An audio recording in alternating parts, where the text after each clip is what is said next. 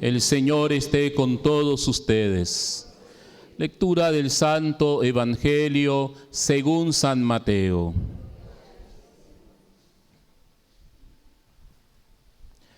En aquel tiempo dijo Jesús a sus discípulos: si tu hermano comete un pecado, ve y amonéstalo a solas. Si te escucha, habrás salvado a tu hermano. Si no te hace caso, hazte acompañar de una o dos personas para que todo lo que se diga conste por boca de 2 o 3 testigos. Pero si ni así le hace caso, díselo a la comunidad. Y si ni a la comunidad le hace caso, aléjate de él como de un pagano o de un publicano. Pues yo les aseguro, todo lo que aten en la tierra quedará atado en el cielo, y todo lo que desaten en la tierra quedará desatado en el cielo. También les aseguro que si 2 de ustedes se ponen de acuerdo para pedir algo, sea lo que fuere, mi Padre Celestial se lo concederá. Pues donde 2 o 3 se reúnen en mi nombre, allí estoy yo en medio de ellos. Palabra del Señor. Tengan la bondad de sentarse, hermanos.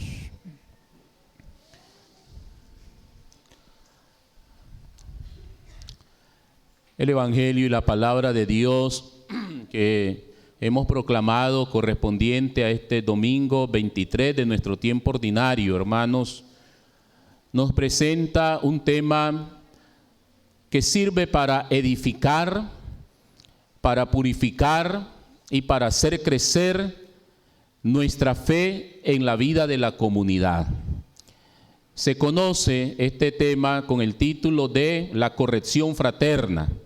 Lo vamos a encontrar en este capítulo 18, el Evangelio de San Mateo, de los versículos del 15 al 20, 5 versículos que hemos proclamado exactamente en el Evangelio de hoy.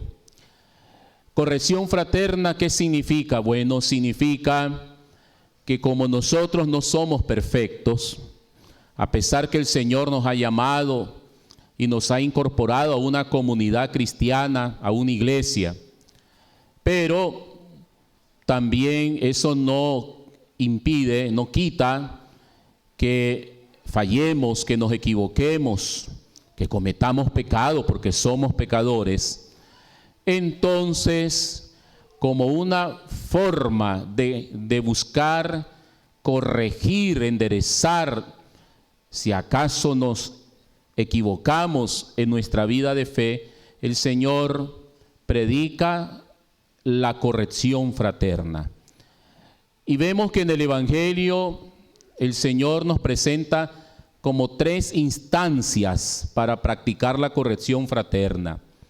La primera es la corrección personal. Llama a solas a tu hermano y exprésale tu deseo de corrección. Llámalo a solas. Esa es la primera instancia o la primera manera que tenemos para corregir a los hermanos en la comunidad. La segunda instancia dice, hazte acompañar de 2 o 3 testigos. El Papa Francisco decía hoy en el Ángelus, acompáñate de gente que ayude. Pero decía el Papa, si llamas a 2 o 3 que son chismosos, ¿verdad?, que hablan mal de todo el mundo, entonces esos no van a servir para corregir a nadie, si más bien ellos son los que se tienen que corregir, ¿verdad? Entonces, no, dice, acompáñate de personas que sean nobles, venerables, personas que estén viviendo correctamente la vida cristiana, que ya sabemos que son personas que incluso nos sirven para aconsejarnos, ¿verdad? Y eso tenemos mucho en la comunidad, Ya sabemos, ya las recomendamos, ¿verdad? Decimos, anda a hablar con la fulana en la iglesia, andaba con el fulano en la iglesia. Esa persona es una persona correcta, es una persona que te puede dar un buen consejo. Pues esos son los que dice Jesús en el Evangelio, los que tienen que acompañar a aquel que vaya a corregir al hermano que peca. Y la tercera instancia es la comunidad. Y la comunidad no para juzgar a ese hermano. No es que vamos a sentar al hermano en el banquillo de los acusados, ¿verdad? Y lo vamos a poner aquí y todo el mundo, ¿verdad? Enfrentando al hermano. Eso es suena como a juicio.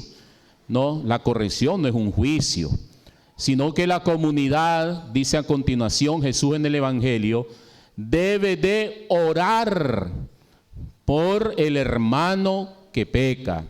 Miren cómo dice el texto: si 2 o 3 se ponen de acuerdo y le piden al Señor lo que fuere, el Señor se los concederá. Entonces, ¿qué nos está invitando Jesús a la comunidad?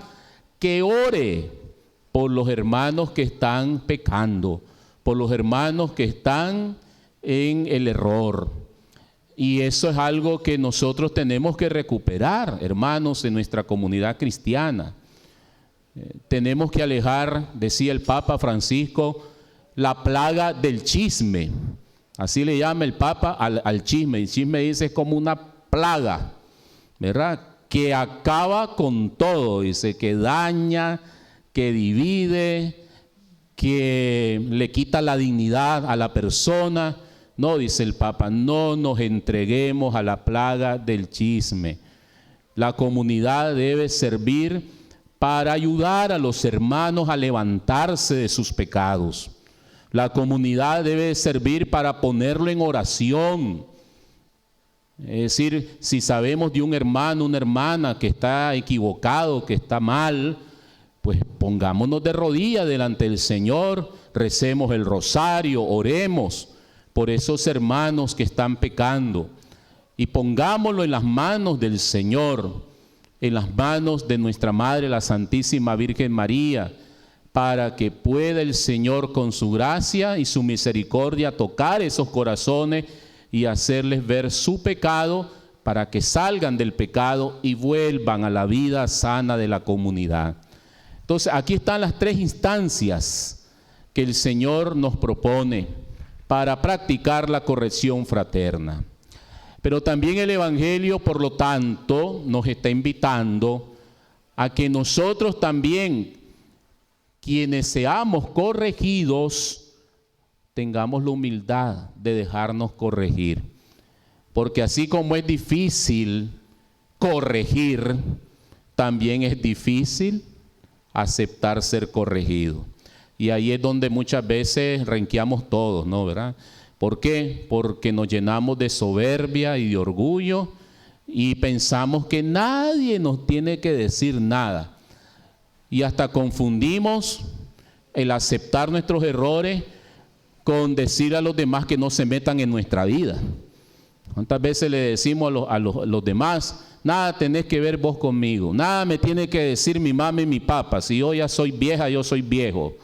Nada me tienen que corregir porque yo ya trabajo, ya soy independiente, no me pueden regañar, no se pueden meter en mi vida. No te metas en mi vida, le decimos a nuestras madres, a nuestros padres muchas veces. Y si es la iglesia, también. ¿Qué me puede decir el fulano, la fulana, verdad? Si ellos también están por otro lado haciendo mal, nadie me puede corregir. Hermanos, el Evangelio de hoy te dice y me dice, sé humilde y acepta la corrección. Acepta la corrección, porque la corrección no viene de otro lado que no sea del Señor. Porque Dios no se va a aparecer en persona para decirte, fulano, fulana, mira, te vengo a corregir en esto y en lo otro. No, el Señor te corrige a través de la comunidad, te corrige a través del sacerdote, te corrige a través de los hermanos con los cuales compartís tu fe en la comunidad, te corrige a través de tus padres de familia. Esto, quienes somos hijos, y la Sagrada Escritura insiste mucho en eso, ¿no? En que es un deber de los padres corregirnos. No es una opción, porque muchas veces nosotros crecemos torcidos, crecemos con defectos, con pecados, y después ya grandes no los podemos sacar de nuestra vida, porque nunca nos corrigieron desde chiquito, ¿verdad? Desde chiquito nos dejaban robarnos un peso, por ejemplo, ¿no? El vuelto que fuimos a hacer, a comprar los mandados a la pulpería, y nadie nos dijo nada, que eso era pecado, porque ese dinero lo tenemos que regresar. Nadie nos dijo nada, y entonces, como mi papá y mi mamá no me corrigieron, entonces yo pienso de que eso no es pecado. Y así nos vamos acostumbrando, ¿no? Chiquitos robábamos el vuelto de la pulpería, ya grandes pues andamos, como digo yo, en la ruta, ¿verdad? Robando cartera y cuantas cosas más, o asaltando al pobre que esté mal parado ahí en el puente, ahí en la pasada, o allá, ¿verdad? Donde está el comercio. Entonces, ¿por qué? ¿Por qué somos así? Porque nadie nos corrigió. Y el padre y la madre tienen la obligación de corregir a sus hijos. La primera lectura de hoy dice, Dios te va a pedir cuenta si tú no corregiste a tu prójimo, a tu hermano. Miren cómo dice la primera lectura. Dice, si alguien está pecando y tú te das cuenta y no le dices nada, entonces dice el Señor le va a pedir cuenta tanto al que está en el pecado como a ti que no le dijiste nada. Porque esto suena también como a complicidad. Es decir, muchas veces nos podemos convertir en cómplices de los pecados de los demás. ¿Por qué? Porque por miedo, por respeto, hay unos que confundimos las cosas. No, es que por respeto no le he dicho nada, nada de respeto. Eso no es un irrespeto. Decirle a alguien, mire hermano, usted está fallando en esto, no lo estamos irrespetando. Más bien le estamos ayudando para que sea una persona de respeto, una persona correcta. Pero eso no es ningún irrespeto. Irrespeto es cuando le decimos malas palabras, cuando le decimos vulgaridades, cuando los humillamos. Ese es un irrespeto. Pero cuando nosotros con educación y con formalidad le decimos a alguien, hermano, esto está mal, esto no es así. Y tenemos que componernos, o te tienes que componer. Entonces, eso es corrección fraterna. Entonces, la primera lectura dice, somos responsables de los demás. ¿Qué nos enseña la corrección fraterna? Que somos corresponsables unos de otros. Acuérdense cuando Caín mató a Abel, en el libro del Génesis. ¿Se acuerdan de esa historia triste, verdad? Del primer asesinato en la historia bíblica. ¿Y qué pasó? Dice el texto sagrado que Dios llegó donde Caín. ¿Y qué le preguntó Dios a Caín? A ver, ¿quién dijo? ¿Dónde está tu hermano? Esa es la pregunta que le hizo el Señor. ¿Por qué? Porque Caín era responsable de la vida de su hermano. Era responsable de la vida de su hermano. Y el Señor no es que se olvida de las vidas de nosotros aquí en la tierra, no. El Señor te dejó a aquel como tu hermano. Y si el Señor no lo ve, como no miraba a Abel, ¿y a quién le iba a preguntar? Al que vivía con Abel. ¿Quién era? Caín. Y Caín, pues, ¿qué iba a responder? Nada, inventó un montón de cuentos, ¿verdad? Le pasó esto, le pasó lo otro, pero estaba ocultando que él le había quitado la vida, que él se lo había echado en el saco a su hermano. Pero el Señor sabía perfectamente lo que había hecho. Por eso Dios nos va a pedir cuenta de la vida de nuestros hermanos. ¿Dónde está tu hermano? ¿Dónde está tu hijo? ¿Dónde está tu hija? ¿Dónde está tu hermano de la iglesia? Miren, hay hermanos que en la iglesia se pierden por X y motivo y nosotros ni siquiera preguntamos por ellos. Ni siquiera preguntamos por ellos. Y tal vez andan mal. Otros puede ser que estén enfermos.